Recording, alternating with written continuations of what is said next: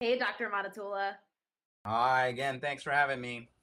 Of course, you've mentioned in some of our previous conversations that before you even start to consider any sort of joint replacement surgery, you might have your patients attempt for some lifestyle changes to see if that will fix the pain and the issues that they're going through. So let's talk about some of the lifestyle changes that you recommend one by one. And we'll start with weight loss. Talk to us a little bit about why that's an important lifestyle change to make before you consider replacement of a joint.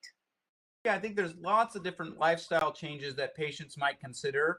There's lifestyle changes related to pain, and then I think there's lifestyle changes related to optimizing their health before you would think about having a surgery.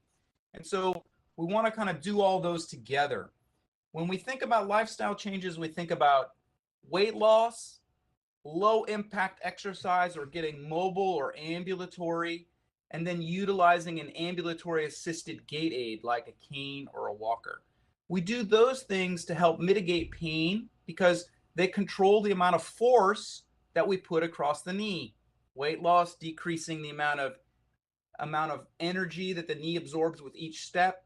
Using the cane or the walker in the opposite hand helps offload the joint when that joint hits the ground with your hand. So when your left knee hits the ground, your right hand goes forward. So that's the best place to have that cane to decrease the force. And then low impact exercise, because walking, swimming, and biking are going to put less force on your knee than tennis, golf, basketball, etc. Even running, jogging, stair climbing, etc. Those have a lot of force. We also worry about optimizing your health. So we might talk about losing weight, stopping smoking, controlling your medical problems like diabetes or atrial fibrillation or heart failure. So those are all the things that might come into consideration when we think about lifestyle changes or medical optimization for pain control prior to surgery. Now, you authored a paper specifically about smoking and why that's an important one to get under control. Talk to us a little bit about that particular facet. Yeah, so smoking is very interesting. There's lots of publications besides ours pointing to smoking as a risk factor for surgery. There's really two hypotheses about this. One is that the carbon monoxide inhaled during smoking actually impairs oxygen flow to wounds, increasing the risk of wound healing complications and infection. There's also the possibility that the nicotine from smoking actually acts as a vasoconstrictor, narrowing the vessels around the wound, also inhibiting wound healing and maybe contributing to infection. We found this true in knee replacements where smokers had a higher rate of infection and implant revision as a result. So, what we would like to do is if there are many, many medical issues going on, diabetes, obesity, hypertension, and smoking oftentimes, even though it's really hard to quit, can be one of the things that we can modify to make a patient more healthy and more amenable to surgery. And it's something that we know that if we can move them from the smoker to the non-smoker category, that all of a sudden we can get some benefits with respect to how well they were performed. The extra benefit for this is, unfortunately, with smoking, eventually smoking we know will kill you, whether it be emphysema, cancer, oral cancer. I can list a million things. So we're lucky in orthopedic surgery that we can offer something the patient might see as a concrete benefit now to help them with their joint replacement and having them be healthy. That ultimately, overall, if they can actually stop smoking for their joint replacement, they may stop smoking and save their life. So for me, not only are the short-term benefits of stopping smoking worthwhile, the long-term benefits could far outstrip the short-term benefits. We're just lucky that we can present it with this kind of early immediate benefit for patients. It seems like that one is really important, not only for the surgery, but just for life after surgery and, going on for the rest of a person's existence. Yeah, I agree. The good part about where we practice medicine is that everyone has free choice. I think that everyone's going to decide to make different decisions. It's kind of my job to present them how those decisions are interacting with them and what things that they can change to change the outcomes of the surgery. They're thinking about me. And then maybe they begin thinking about how those things have been affecting their life. And I think there's a lot of the things we'll talk about are very similar to that. Obesity is a very similar type of scenario, actually. Talk a little bit about the big scary O word, opioids. How does that factor into a lifestyle change that you would recommend someone make before they consider joint replacement surgery? Yeah, so opioids, a lot of people have heard about the opioid epidemic going on. There's many things contributing to this, but unfortunately or fortunately, opioids are really a great way to control pain. They just come with a lot of side effects. Specifically, they can cause something called sensitization, meaning when you take an opioid over time, you need more opioids to cause the same amount of pain relief. That's very interesting because what it means is that if you start an opioid for chronic pain relief, it's actually hurting you. You're needing more medicine, you're accumulating more side effects from the opioids, confusion, urinary retention, and you're needing more medicine to control your pain over time. A very interesting study shows that patients, basically after elective joint replacement, about 3 to 7% of those patients remain addicted to opioids. That's from the sensitization effect. We're not trying to make that happen, it happens. Additionally, before surgery, by taking a lot of opioids, you're making it harder for us to control your pain because when you experience pain, say now without opioids, it might be a 3 out of 10.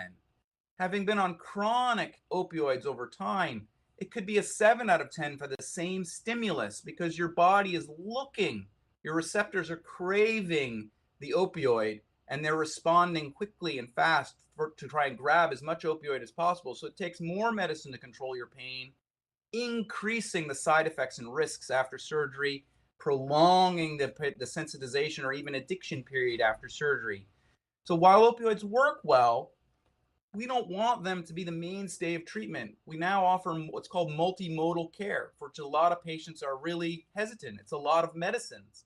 We use a lot of different medicines, Tylenol, an anti-inflammatory medicine, Neurontin, and maybe an opioid, all four together to decrease the side effects of each one and trying to mitigate this opioid utilization so that we kind of keep our patients off of some medicines in the long run that might be bad. But minimizing those medicines before surgery are going to be the best thing for sure, because now all of a sudden we're in the best position to control your pain before surgery. I know we've talked quite a bit in the past about the use of physical therapy, but touch on that one more time in terms of using it before a joint replacement surgery. What role does it have, if any? Yeah, so I would, you can tell I have a couple of publications in this area. I'm pretty nihilistic about physical therapy prior to total joint replacement. I know it's a recommendation of the Academy of Orthopedic Surgery and many other places. I think that's for many different reasons. What I want you to imagine is if you have arthritis in your hip or your knee, that's damage of the cartilage. And that cartilage doesn't get better by exercising. What gets better are the things surrounding that cartilage. Meaning, if you have tendonitis in your hip or tendonitis around your knee, or strengthening your quadriceps muscle, maybe your knee feels a little less stable, less unstable, that maybe you can make the pain better. But I don't think by any means the physical therapy is addressing the arthritis. I think it's addressing pain related to non-arthritic things. So in general, I think prehabilitation or doing rehabilitation before surgery probably is not really worth your time. You're not going to be able to therapy away again the arthritis. And it turns out that if you build yourself up to 10 out of 10, let's say, strength, when I do surgery, I'm going to knock you back down to 2 or 3. So we need to build back up from surgery. Building yourself up to 15 out of 10, getting even stronger than you think you would ever do, I'm still going to knock you down to 3 because you're still going to have that surgery. So I would save the therapy for after surgery, unless there's some reason to think there's pain from another source other than the arthritis, then of course we should take care of that. Now, some people come to you in such bad condition with their joints that you see them in a wheelchair. Talk a little bit about what kind of lifestyle change you'd recommend for that person before joint replacement surgery. Yeah, it's a really interesting problem. So I sometimes we can help people who are in a wheelchair, but what you have to think about is what's actually putting them in a wheelchair. We, people don't like to be dependent. They love to be independent. And I have patients who actually would have a hip resection or a knee fusion, and they refuse to go in a wheelchair. Are adamantly independent. They will, despite all odds, rather walk with a walker than use a wheelchair. What you have to imagine is the energy that somebody uses to walk changes dramatically. When you get into a wheelchair, it takes, way less energy to ambulate around than walking with a hip fusion or a hip resection or a knee fusion. And so what that means is that you have to be very concerned about weakness. So a hip and a knee replacement can't fix weakness. What they can fix is pain. What they can restore is motion. But they can't fix weak muscles. They can't fix nerves that aren't firing to those muscles. And so when we see a person in a wheelchair, for sure pain could be driving them there. But there's an independence issue going on. That person's motivation to get out of that wheelchair or that thing based solely on pain is squashed. Additionally, it may be a nerve or a muscle problem on top of arthritis or a painful joint replacement that's doing that. So we have to be extra careful to look for impingement on the spinal cord, nerve impingement, muscle atrophy, or something called myopathy, which is where the muscles aren't really firing correctly. And so tests like an MRI of the spine, tests like an EMG or a nerve conduction study, that's electromyography, to make sure the nerves and muscles are firing correctly. Because we don't want to do a big surgery, replace a hip that has a risk of infection, dislocation, fracture, loosening, all these things, or a knee replacement that has the same. And then that person never walks because there's a dominant issue on top of the hip or knee replacement. So whenever someone comes in a wheelchair, I would love to see that they are doing some walking around the house with a walker, that they are engaging their muscles and working and trying as hard as they can to stay independent. The other thing to know is that going into a wheelchair, for every day you're in that wheelchair, it's going to take 2 to 3 days to get out from deconditioning. So if someone's been in a wheelchair for 3 years, 5 years, that the road ahead is not limited by my hip or knee replacement. It's limited by the deconditioning and the fatigue of that wheelchair. So we think hard. We want to help everyone we can. We want everyone who can walk to walk and everyone to be as independent as possible. But we don't want to subject them to any undue risk and a risk that you would undertake without the hope of walking again, or that you would need a different procedure to help you walk, like a spine decompression. So wheelchair for me is a reason to think extra hard. It's not a reason to not intervene, but we want to make sure we give the patient the right expectations and that they have the right motivation to get as independent as they possibly can. Thank you so much, as always, for sharing today, Dr. Amanatullah. Great. Have a nice day.